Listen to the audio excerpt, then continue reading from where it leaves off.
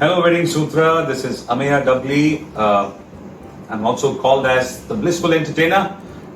Today I'm here in front of you to talk to you about my journey in the field and realm of music with a message. And it's actually extremely exciting for me to be doing this session with all of you today. Thank you for having me on this session.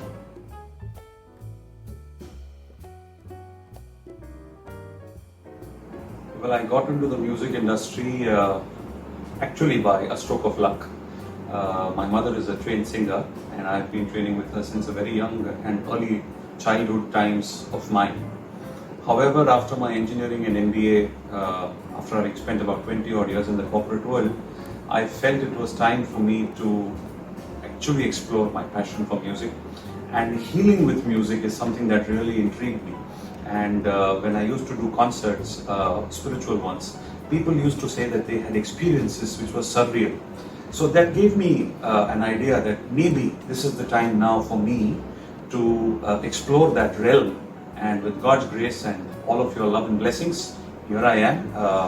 And we've been quite successful in doing these healing musical workshops, both in concert formats and also in private gatherings like weddings, etc.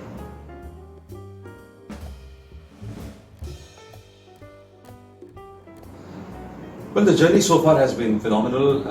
In the last 20 odd years that I have been performing, sometimes before when I was still working, and now of course full time, we've been able to perform over about 1800 odd concerts in about 20 odd countries.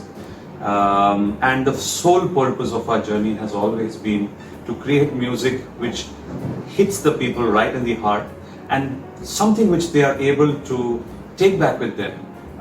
Feeling a sense of elation and not just a regular form of music where one may enter into a party, have a great time and forget about it, which is also great, but the whole idea is how can I contribute for the betterment of that individual who's attending my concert or the wedding that I'm performing at. That's the focus that I have always had. The focus and the mission is very clear. Given the task that our armed force personnel have, they have so much of stress in their lives at all points in time because they have to be alert at all times.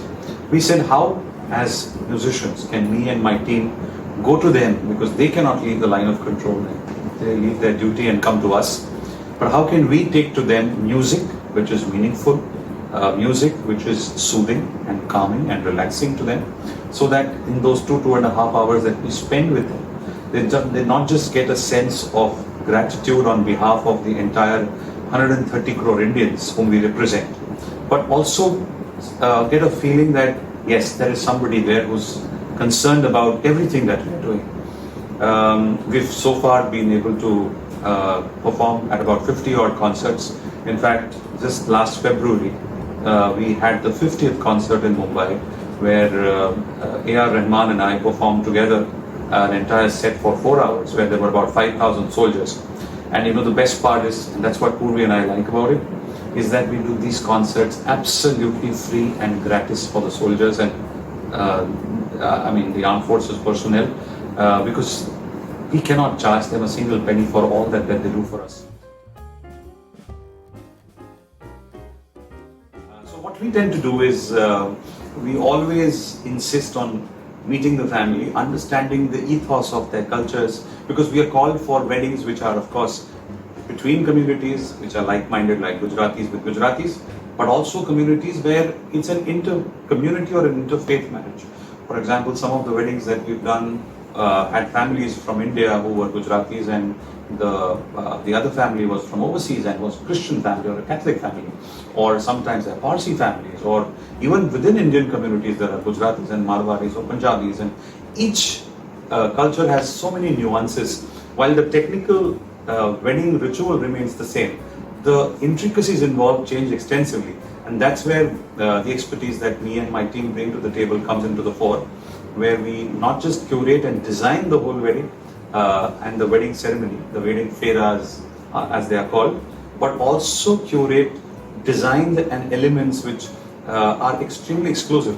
To give you a sneak peek, recently we did a wedding in Udaipur last February, where we did a symphonic orchestra kind of a setup with about 50 odd musicians and some of the brightest and the best names in the industry, Pandits and Ustads, whom I may not be able to name for now for confidentiality clauses, but that's what the kind of detailing we tend to do. So our job is very simple. We have to make every wedding a special and a memorable one for not just the bride and the groom, but also their families, because I and my team are not the stars for that occasion.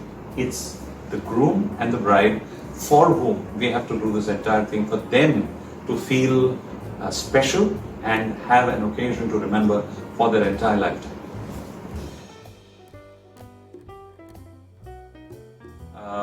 I may not be able to pick one wedding different from the other because each one has been unique, but I mean, first up, the wedding that comes to my mind was one of the most celebrated and talked about ones between Anand and Isha, and that was primarily because both Ajay Bhai and Mukesh Bhai were so considerate and kind in giving us a free hand to design the whole rituals and ceremonies for their pre-engagement and pre-wedding activities, as also during the wedding.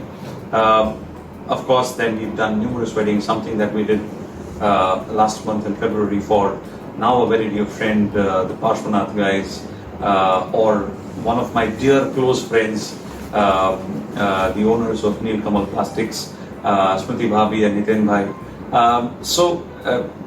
I mean, out of 600 odd weddings now that we must have performed at, I honestly would say that all of those 600 have been special for me. Scales change because naturally the reason that a wedding is done, while that remains the same, the propensity to spend or the level at which the wedding wants to, the families who want to take the weddings differ, and rightfully so. But for us, each wedding is important. But yes, customization comes in when the scales are different. But we are happy to have all families approach us and to cater to their needs, suitable enough for us to give our creative inputs, and of course for them to have that enjoyment and celebration is what we love doing the most, and we are glad and grateful that we are able to do that consistently.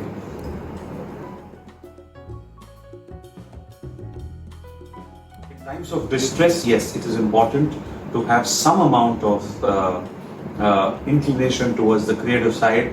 Music is one of them, which definitely contributes to mental well-being, because otherwise one can just tend to be so lonely. So I would strongly urge and suggest to all the WeddingSutra viewers who are watching this right now that if not music, you may want to develop any other hobby. I mean, in music, of course, you have so many instruments, or singing as well, that you can play or learn to sing. But otherwise also, painting, reading, or sketching, or something like that could be something that you can really take support of in times like this, which is not easy because the times are very, very challenging. But along with prayers, that's one thing that we can all definitely do. Prayers we must all do.